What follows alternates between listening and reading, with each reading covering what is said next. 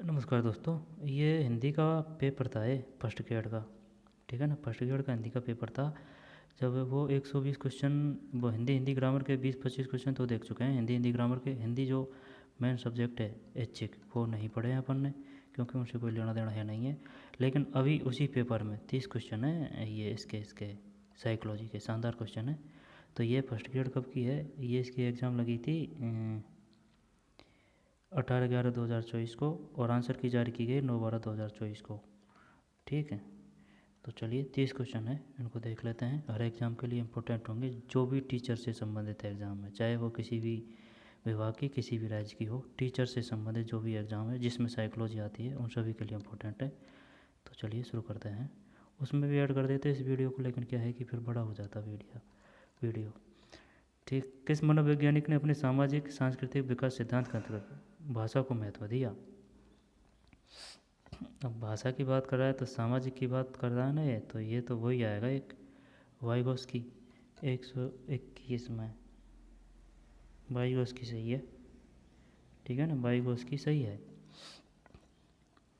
किस मनोवैज्ञानिक ने अपने सामाजिक सांस्कृतिक विकास सिद्धांत के अंतर्गत भाषा को महत्व दिया? वाइगोस्की, ये ऐसे याद कर रखा है, देख, वाइगोस्की, वाइगोस्की से आ रहा है ये, सामाजिक में से आ रहा है। अगर सामाजिक आ गया, आँख मीच के वाइगोस्की है। ठीक, सांस्कृतिक विकास के अंतर्गत भाषा को महत्व दिया, वाइगोस्की। निम्नलिखित में से उत्तम लड़का, अच्छी लड़की, उन्मुक्ता को लॉरेंस कोहलबर्ग के नैतिक विकास के सिद्धांत के किस स्तर के अंतर्गत सम्मिलित किया जाता है? उत्तम लड़का, अच्छी लड़की, उन्मुक्ता नैतिक विकास के सिद्धांत के किस स्तर के अंतर्गत सम्मिलित किया जाता है? पता नहीं है भाई, देख, ये तो 22 में 3 है। रूढ़िगत नैतिकता, रूढ़िगत नैतिकता, रूढ़िगत नैतिकता। निम्नलिखित में से उत्तम लड़का, अच्छी लड़की, उन्मुक्ता को लॉरेंस कोहलबर्ग के नैतिक विकास के सिद्धांत के किस स्तर के अंतर्गत सम्मिलित किया गया है? रूढ़िगत नैतिकता, नैतिकता। टाइप एस अनुबंध सिद्धांत, एस की बात कर रहा है ना, एस की, जब एस की, एस आर की अगर बात करता, एस आर की अगर बात करता, तो इसमें क्या करते अपन, एस आर में थॉर्नडाइक, तो फिर ये एस है, टाइप एस है यार, टाइप एस। देखते हैं 23 में पावलोव है, 23 में पावलोव है। ठीक, पावलोव ने किस पे प्रयोग किया था? कुत्ते पर। थॉर्नडाइक ने किस पे प्रयोग किया था? बिल्ली पर। सुल्तान नामक चिंपांजी पर गेस्टाल्टवादी यानी कि सूझवादी कौन कौन थे? ब्राइमर, कोहलर, कोप्पा। और हल ने कौन सा सिद्धांत दिया था? पुनर्बलन, पुनर्बलन है ले। ठीक, और आएगा जब देख लेंगे। जब 123 में 2 है, पावलोव। टाइप एस अनुबंध सिद्धांत कैसे है? ओनली एस की बात कर रहा है, और अगर एस आर की बात करता तो अपन थॉर्नडाइक करते। तो अगर जीन पियाजे के लिए कौन सा करता फिर? पता नहीं है भाई, है ना, जब पावलोव है हम। निम्नलिखित में से कौन सा अभिसंज्ञान का एक आवश्यक कौशल नहीं है? अभिसंज्ञान, निम्नलिखित में से कौन सा अभिसंज्ञान का एक आवश्यक कौशल नहीं है? अभिसंज्ञान मतलब अभिसंज्ञान का एक आवश्यक कौशल नहीं है। नियोजन, निगरानी, असंतुलन नहीं है, तो कोई वही सिस्टम ही नहीं है। हाँ, 3 होना चाहिए, जो इसमें सही है, असंतुलन। और ये तो हो गया कौन सा, पावलोव। आगे चलते हैं। निम्नलिखित में से कौन सा स्कैफोल्डिंग की विशेषता है? स्कैफोल्डिंग मतलब पायदान बाई पायदान, पायदान बाई पायदान, पायदान बाई पायदान, स्कैफोल्डिंग। यहाँ पर सपोर्ट देते हैं ना। स्कैफोल्डिंग की विशेषता है आकस्मिक सहायता, पेडिंग, जिम्मेदारी का स्थानांतरण। जब स्कैफोल्डिंग, जिम्मेदारी का स्थानांतरण, यार भी तो है भाई चल सभी कर देता हूँ, देखते हैं। सभी सही है भाई, ए बी सी सही है। ठीक, ए बी सी।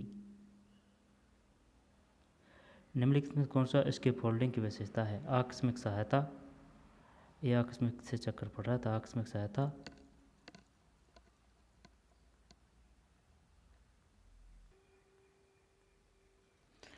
निम्नलिखित में से कौन सा स्किप फोल्डिंग है ना?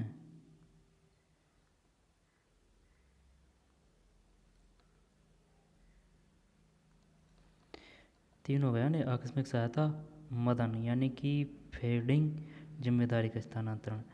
निम्नलिखित में से कौन सा एक शास्त्रीय अनुबंधन सिद्धांत का नियम नहीं है? शास्त्रीय अनुबंध का सिद्धांत का नियम नहीं है। अर्जन अभिग्रहण, सामान्यीकरण, विभेदीकरण, अंतर्निरोध। यार अभिग्रहण है ना? विभेदीकरण शास्त्रीय अनुबंध की बात कर रहा है, अंतर्निरोध है सामान्य। चल ये करते हैं, देखते हैं क्या है। 26 में 4 है भाई, है ना? 26 में 4 यानी कि अंतर्निरोध। निम्न में से कौन सा एक शास्त्रीय अनुबंध का सिद्धांत का नियम नहीं है? अंतर्निरोध नहीं है। अर्जन व अभिग्रहण है, सामान्यीकरण है, विभेदीकरण है। विभेदीकरण है, सामान्यीकरण है, अर्जन व अभिग्रहण है, शास्त्रीय अनुबंधन। अर्जन अभिग्रहण, सामान्यीकरण, विभेदीकरण, है ना? अंतर्निरोध नहीं है। यदि किसी विद्यार्थी का अकादमिक गतिविधियों में प्रदर्शन अच्छा नहीं है किंतु वह गैर अकादमिक गतिविधियों में श्रेष्ठ प्रदर्शन करता है, यह उदाहरण निम्न में से किस समायोजन युक्ति से संबंधित है?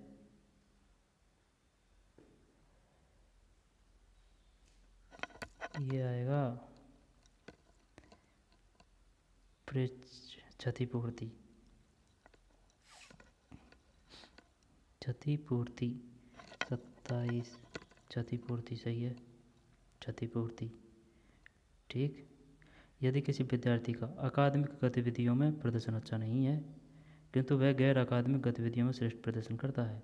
अब चाहे इसको उल्टा कर ले या कोई यहाँ पर उल्टा कर ले, है ना? वही एक ही बात है, इसमें यही आएगा क्षतिपूर्ति। 27 के बाद में 28। निम्नलिखित में किसे मानसिक स्वास्थ्य विज्ञान को प्रारंभ करने का श्रेय दिया जाता है? मानसिक स्वास्थ्य विज्ञान को प्रारंभ करने का ड्रेवर। 28 में नहीं, ये है C.W. पियर्स। निम्नलिखित में से किसे मानसिक स्वास्थ्य विज्ञान को प्रारंभ करने का श्रेय दिया जाता है? मानसिक स्वास्थ्य विज्ञान को प्रारंभ करने का श्रेय C.W. पियर्स है। फिर निम्नलिखित में से कौन सा संवेगात्मक बुद्धि का एक घटक है? जो संवेगात्मक बुद्धि का है, संवेगों का प्रत्यक्षीकरण, संवेगों का उपयोग, संवेगों का अवबोधन, संवेगों का प्रबंधन।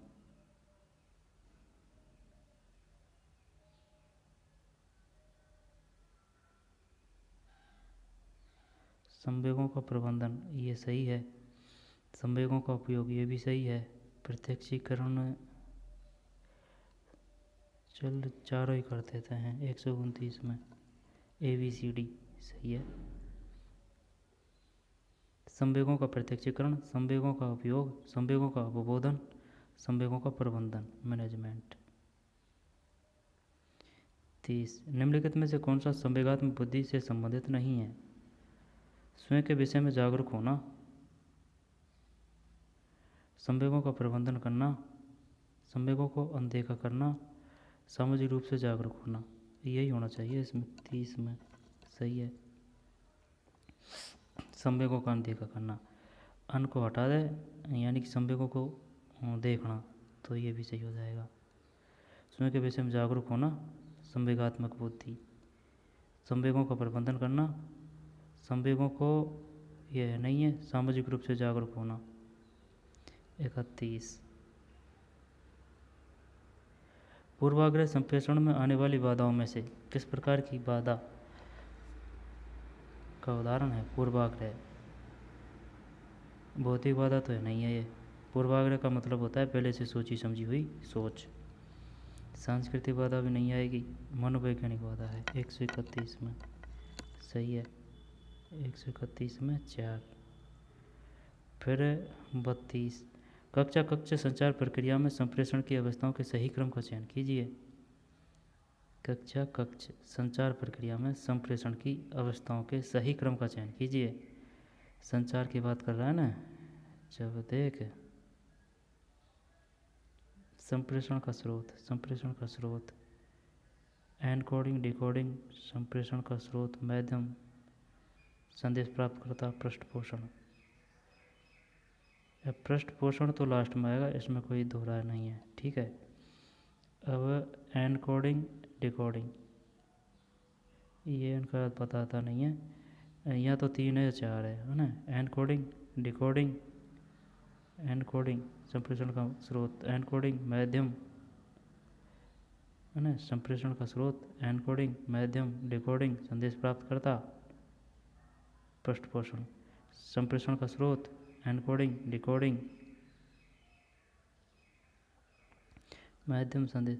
चल देखते हैं 4 है क्या इसमें, 32 में सही है भाई, 32 में 4 सही है, ठीक, 32 में 4 सही है। संप्रेषण का स्रोत है, ठीक है, स्रोत ढूंढ लिया संप्रेषण का, टेलीकम्युनिकेशन करने का। फिर उसका एनकोडिंग कीजिए, फिर माध्यम का चयन कीजिए, माध्यम का चयन करने के बाद में उसको डिकोडिंग कर दिए डिकोडिंग करिए, यानी कि ज़्यादा विस्तार से, है ना। फिर संदेश प्राप्त करता, फिर पृष्ठपोषण। शिक्षण प्रतिमान का कौन सा आधारभूत तत्व शिक्षक व विद्यार्थी कक्षा के बाहर अंदर भूमिका एवं पारस्परिक संबंध को प्रदर्शित करता है?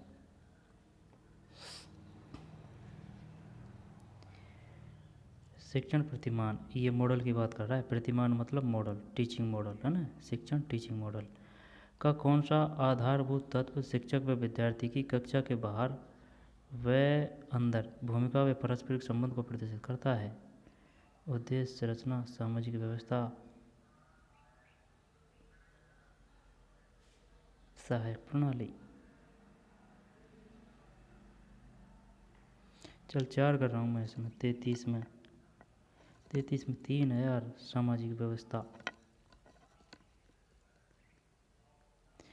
शिक्षण प्रतिमान का कौन सा, है ना, टीचिंग मॉडल का कौन सा आधारभूत तत्व शिक्षक, टीचर, विद्यार्थी, स्टूडेंट की कक्षा के बाहर व अंदर भूमिका एवं पारस्परिक संबंध को प्रदर्शित करता है? सामाजिक व्यवस्था, सोशलिज, है ना, व्यवस्था। 133 में 34, निम्नलिखित में से कौन सा शिक्षण अधिगम, टीचिंग मॉडल, इंफॉर्मेशन प्रोसेसिंग परिवार में सम्मिलित नहीं है? निम्नलिखित में से कौन सा शिक्षण प्रतिमान इंफॉर्मेशन प्रोसेसिंग परिवार में सम्मिलित नहीं है? जब syntactic, scientific inquiry training, mnemonics.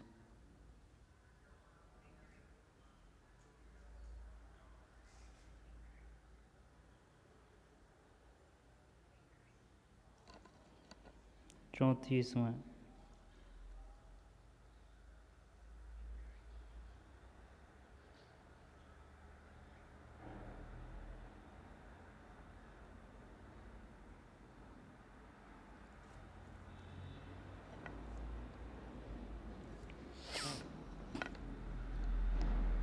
सम्मिलित नहीं है।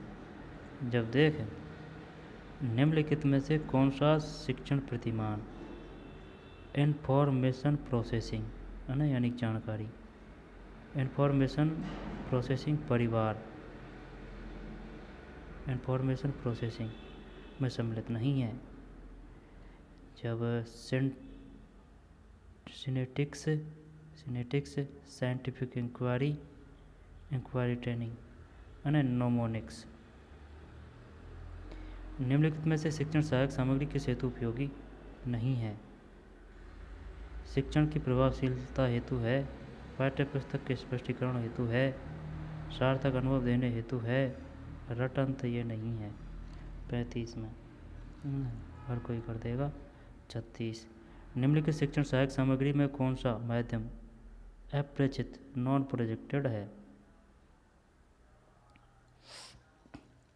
निम्नलिखित शिक्षण सहायक सामग्री में कौन सा माध्यम यानी कि अप्रक्षेपित नॉन प्रोजेक्टेड है?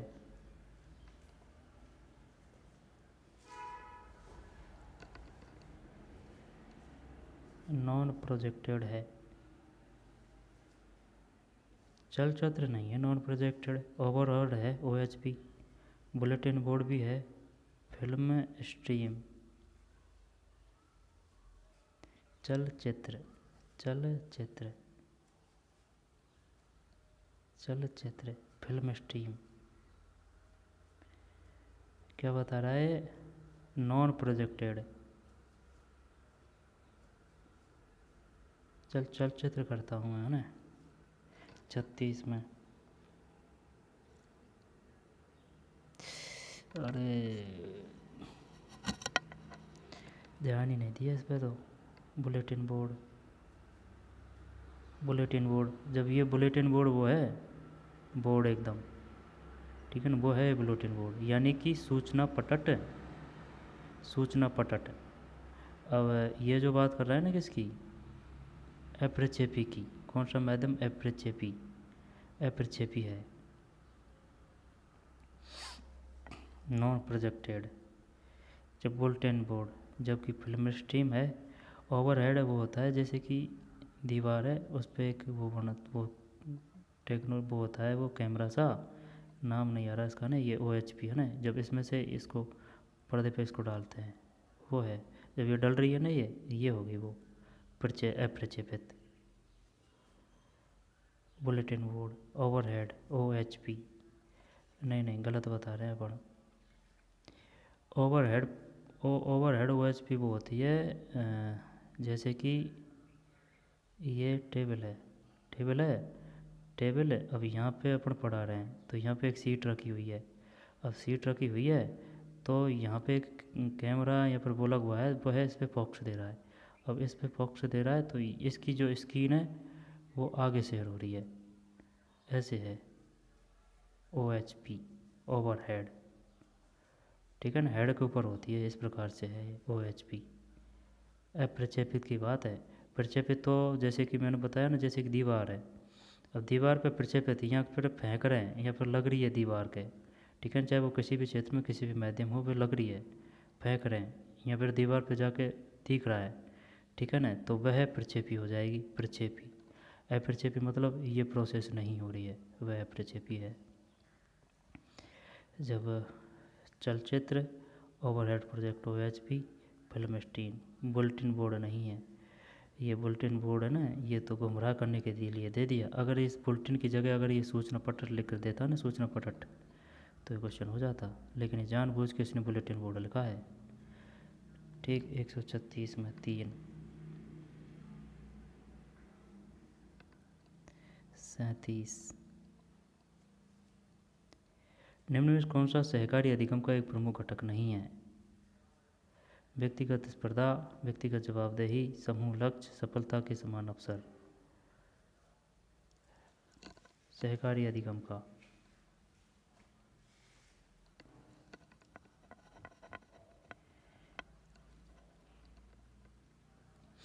ये शायद व्यक्तिगत जवाबदेही करें या फिर ये एक करें, एक करते हैं। 137 में एक ही है, 137 में एक।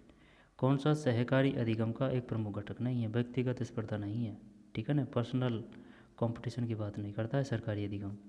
व्यक्तिगत जवाबदेही होती है, कोई सरकारी कर्मचारी है वह गलती कर देगा तो वो जवाब देना पड़ेगा उसको। समूह का लक्ष्य होता है सरकारी अधिगम में, सही है। सफलता के समान अवसर होते हैं, सही है। 137। निम्नलिखित में से कौन सहकारी अधिगम की विधि नहीं है? जब देख ये ले लिया ना पढ़ने। 137 में एक, 138 में। निम्नलिखित में से कौन सहकारी अधिगम की विधि नहीं है? चिकित्सा, थिंक फेयर शेयर, खोज विधि, प्रोजेक्ट विधि। पतो को नहीं। 38 में खोज विधि है। निम्नलिखित में से कौन सहकारी अधिगम की विधि नहीं है? खोज विधि नहीं है, जबकि जिज्ञासा है, थिंक फेयर शेयर है, प्रोजेक्ट विधि है। थिंक फेयर शेयर है, थिंक फेयर शेयर है, थिंक फेयर शेयर है, जिज्ञासा है, जिज्ञासा है, थिंक फेयर शेयर है, प्रोजेक्ट विधि है, खोज विधि नहीं है। रिसर्च, रिसर्च नहीं थी, रिसर्च नहीं है, रिसर्च, रिसर्च नहीं है, प्रोजेक्ट है, थिंक फेयर शेयर है, जिज्ञासा है। निम्नलिखित में से कौन सा विकल्प ICT की व्यापक परिभाषा में शामिल नहीं है? मुद्रित नहीं आएगी,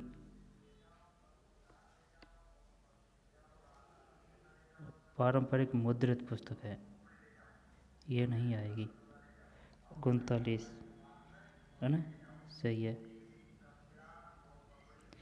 कंप्यूटर, मोबाइल, रेडियो, मुद्रित नहीं आएगी। अगर इलेक्ट्रॉनिक पुस्तकें होती ना, PDF वगैरह, तो वो आ जाती।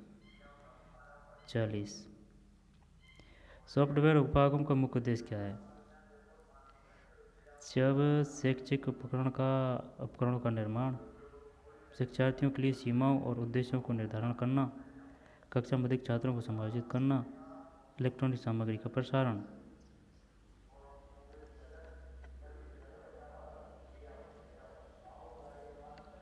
ये 3 आएगा 40 में, तो है यार।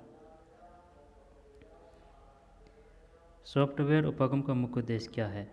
मुख्य बताना है अपन को, न कि सभी। सही है। शिक्षार्थियों के लिए सीमा और उद्देश्यों को निर्धारण करना। सही है, सही है, ध्यान नहीं दिया। 40 के बाद में 41। निम्न में से कौन सा आउटपुट उपकरण नहीं है? आउटपुट, आउटपुट मतलब बाहर, बाहर। जब उपकरण नहीं है, प्रिंटर है, प्रिंटर है, स्पीकर, माइक्रोफोन, आउटपुट उपकरण नहीं है। स्पीकर, माइक्रोफोन, प्लॉटर, आउटपुट उपकरण नहीं है। प्रिंटर है, स्पीकर है, माइक्रोफोन है। यार इसका पता नहीं है, चलिए यही करते हैं। 41 में गलत है, माइक्रोफोन। और सही है, ये माइक्रोफोन नहीं आएगा, इस वजह से नहीं आएगा। जैसे कि अपने मोबाइल की लीड है भाई, जैसे कि अपने मोबाइल की लीड है माइक्रोफोन, है ना। जैसे कि अपने मोबाइल की लीड है, तो भाई वह कनेक्ट तो होती है अंदर मोबाइल से, ठीक है ना। जो वो जुड़ी हुई है, तो वो इनमें ही आएगा। वो जो मोबाइल की लीड है वो इनमें ही आएगा, ठीक, सही है। आउटपुट का मतलब है बाहर, एकदम बाहर।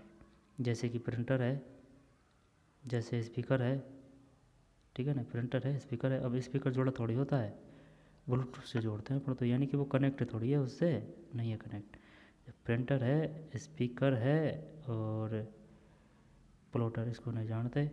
जब प्रिंटर, स्पीकर, प्लॉटर, माइक्रोफोन नहीं है, गलत गया। प्रिंटर है, स्पीकर है, प्लॉटर है, आउटपुट उपकरण, जबकि नहीं है माइक्रोफोन, जुड़ा होता है माइक्रोफोन। निम्न में से कौन से प्रणाली पागम के मूलभूत समष्टि पैरामीटर होते हैं?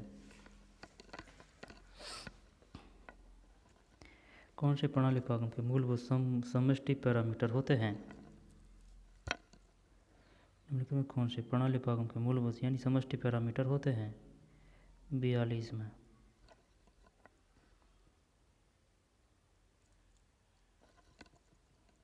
निम्नलिखित में कौन से प्रणाली पागम के मूलभूत समष्टि पैरामीटर होते हैं?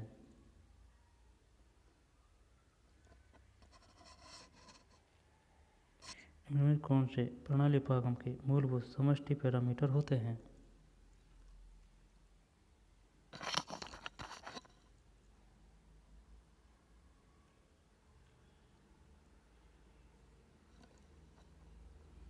बयालीस में एक अदा, प्रक्रिया, पदा, पर्यावरणीय संदर्भ। निम्नलिखित में से कौन से प्रणाली उपागम के है ना मूलभूत समष्टि पैरामीटर होते हैं? 42 में एक है भाई, अदा, प्रक्रिया, पदा, पर्यावरणीय संदर्भ है। जब अदा प्रदा मत कर देना डायरेक्ट, है ना, पहले ए आएगा, फिर प्रक्रिया है, फिर प्रदा है, यानी कि अदा अदा अदा और प्रदा है, यानी कि ए सबसे पहले आएगा, ए अक्षर है तो सबसे पहले ए, फिर बीच में प्रक्रिया है, फिर प्रदा है, पर्यावरणीय संदर्भ। 43 प्रणाली उपागम की मूल अवधारणा निम्न से किस विषय से ली गई है? प्रणाली, जीव विज्ञान। 43 सही है ना, प्रणाली। 43 में जीव विज्ञान। फिर 44 निम्नलिखित में से कंप्यूटर सहायक अनुदेशन का प्रयोग किस पक्ष के विकास के लिए किया जाता है? निम्न में से कंप्यूटर सहायक अनुदेशन का प्रयोग किस पक्ष के विकास के लिए किया जाता है? ज्ञानात्मक, मनोक्रियात्मक, ज्ञानात्मक, भावात्मक। भावात्मक तो का ही आएगा ये कंप्यूटर, हटा, भावात्मक सिर्फ ये आएगा, ज्ञानात्मक एवं मनोक्रियात्मक। 144 में सही है ना, ऐसे ही थोड़ी है, ठीक, ज्ञानात्मक एवं मनोक्रियात्मक। फिर कंप्यूटर सहायक अधिगम की कौन सी विधि प्रणाली में प्रतिक्रियाओं पर लगातार अभ्यास करने की विशेषता पाई जाती है? प्रतिक्रियाओं पर लगातार अभ्यास करने की विशेषता, सिमुलेशन, ड्रिल, प्रैक्टिस, यही है शायद, ड्रिल व प्रैक्टिस। 45 में हाँ सही है, ड्रिल एवं प्रैक्टिस।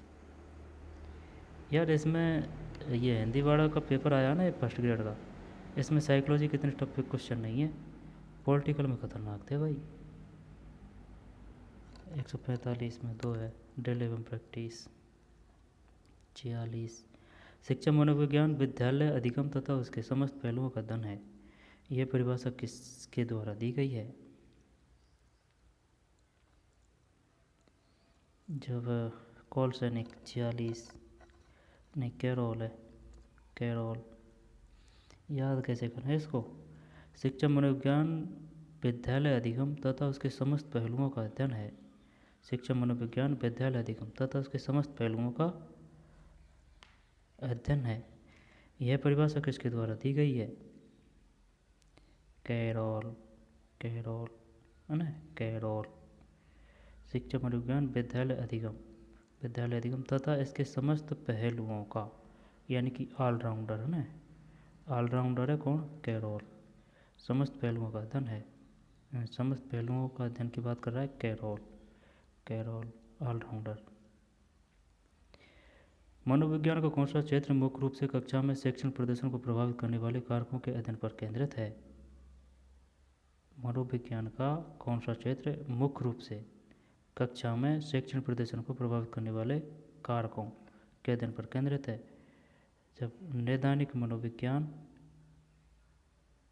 प्रभावित करने वाले, विकासात्मक शिक्षा से, हाँ यही है। 47 में अकेला खेल दिया इसने, है ना, नैदानिक, नैदानिक। जब नैदानिक सही है, ये गलत नहीं है ये नैदानिक, लेकिन भाई शिक्षा मनोविज्ञान आ गया ना, तो उसमें आ गया सब उसमें आ गया, ये है बात। 47 में 3 है, शिक्षा मनोविज्ञान। निम्नलिखित में से कौन से क्षेत्र शिक्षा मनोविज्ञान के कार्य क्षेत्रों में सम्मिलित है? 48 में 4,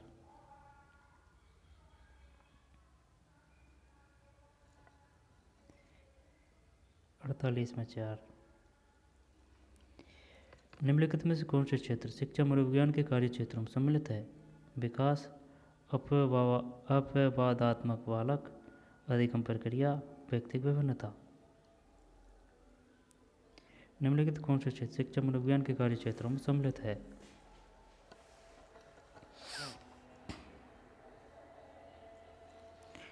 निम्नलिखित में कौन से क्षेत्र शिक्षा मनोविज्ञान के कार्य क्षेत्रों में सम्मिलित है?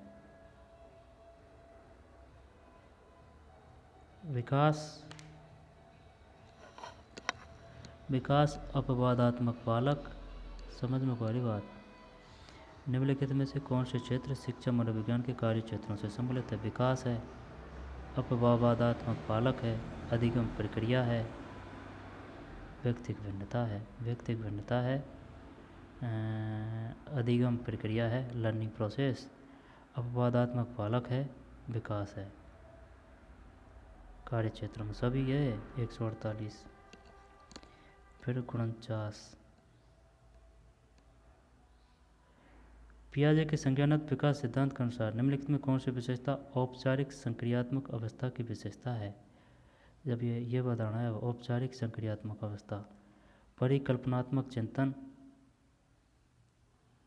औपचारिक है ना, सामान्यीकरण एवं नियम निर्माण, अहकेंद्रिता, जीववादिता, अहकेंद्रिता।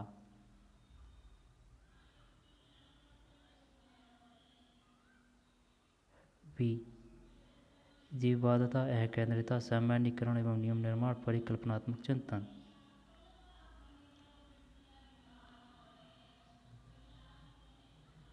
पता को नहीं भाई। 49 में एक है, ए और बी है।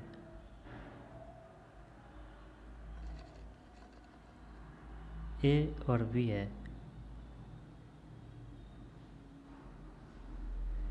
पियाजे के संज्ञानात्मक विकास सिद्धांत के अनुसार निम्नलिखित में कौन सी विशेषता औपचारिक संक्रियात्मक अवस्था की विशेषता है। परिकल्पनात्मक चिंतन, सामान्यीकरण एवं नियम निर्माण। हर क्वेश्चन आइडिया से नहीं हो सकते भाई, जो फैक्ट और जो पूछते हैं ना उसी के अनुसार आंसर देना होता है।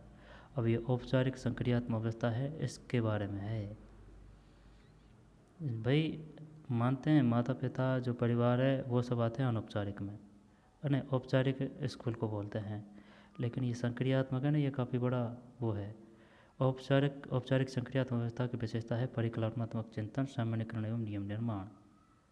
ठीक है ना, औपचारिक। अनौपचारिक में परिवार और वातावरण आएगा, औपचारिक में विद्यालय आएगा, टीचर औपचारिक का हिस्सा है।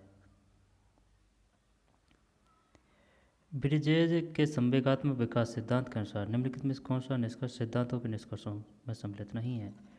150 में एक है, ये नहीं है। ब्रिजेज, तीव्र संवेगों की अनुक्रिया बढ़ती जाती है, जबकि किसी उद्दीपक के प्रति व्यक्त की जाने वाली अनुक्रिया अपेक्षाकृत अधिक विशिष्ट हो जाती है। किसी उद्दीपक के प्रति व्यक्त की जाने वाली अनुक्रिया अपेक्षाकृत अधिक विशिष्ट हो जाती है। संवेगात्मक अनुक्रिया एक परिस्थिति से दूसरी परिस्थिति पर स्थानांतरित होती है। संवेगात्मक अनुक्रिया धीरे धीरे विभेदित होती जाती है। 150 में एक है।